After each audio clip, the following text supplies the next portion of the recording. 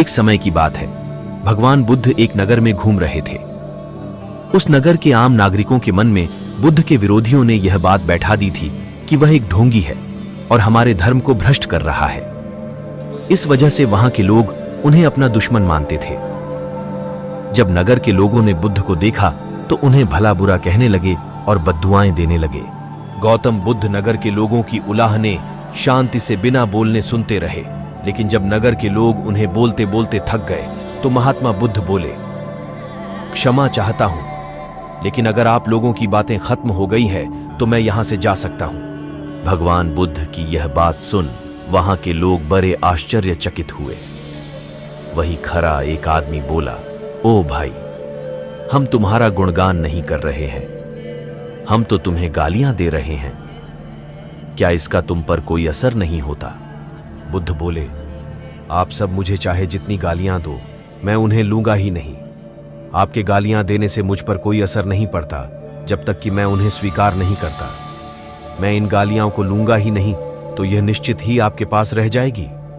मित्रों, बुद्ध के जीवन का यह छोटा सा प्रसंग हमारे जीवन में एक नया परिवर्तन ला सकता है, क्योंकि बहुत से लोग अपने दुखों का कारण दूसरों को मानते हैं, जो कि अच्छी बात नहीं है।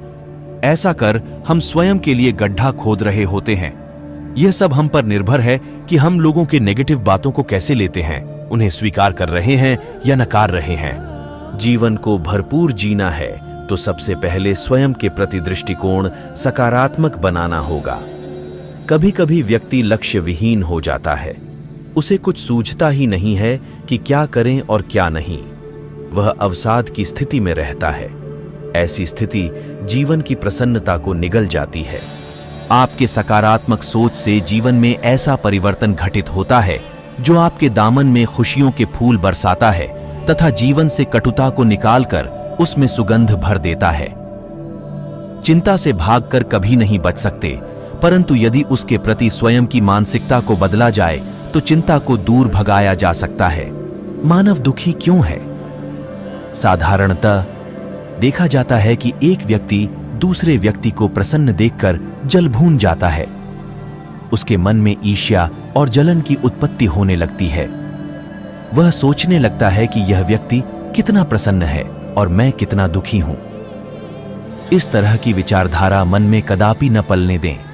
दूसरे को खुश देखकर स्वयं भी खुश होने की कोशिश करें।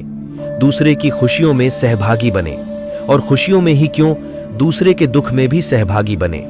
जहां तक बन पड़े दुखी व्यक्तियों की मदद करें। यह जरूरी नहीं है कि आप रुपए पैसे से ही उनकी मदद कर सकते हैं। आप उनकी मदद अच्छी सलाह, मधुर वचन, कोई काम एवं सेवा करके भी कर सकते हैं। आप शीघ्र ही पाएंगे कि प्रसन्नता आपके पीछे पड़ी हुई है। हमारे दुखों का बड़ा कारण है स्वयं को नकार कर दूसरों में उलझे रहना। अक्सर देखा गया है कि जो हो गया उसे हम स्वीकार नहीं कर पाते, और जो नहीं मिला उसे छोड़ नहीं पाते। अधूरी इच्छाओं का दुख हमें उस सुख से भी दूर कर देता है जो हमारा हो सकता था। याद रखें कि खुशी का एक दरवाजा बंद होता है तो दूसरा खुल जाता है। हम बंद दरवाजे को ही देखते रह जाते हैं, उसे नहीं देख पाते जिसे हमारे लिए खोला गया था। तो दोस्तों, अगर वीडियो पसंद आई हो तो लाइक और कमेंट जरूर कर दीजिए, और अगर आप ऐसे ही रोचक कहानियां, आध्यात्मिक ज्ञान, सुविचार सुनना चाहते हैं तो प्लीज सब्सक्राइब माय चैनल जीवन सिद्धि। तो बस आज के लिए इतना ही।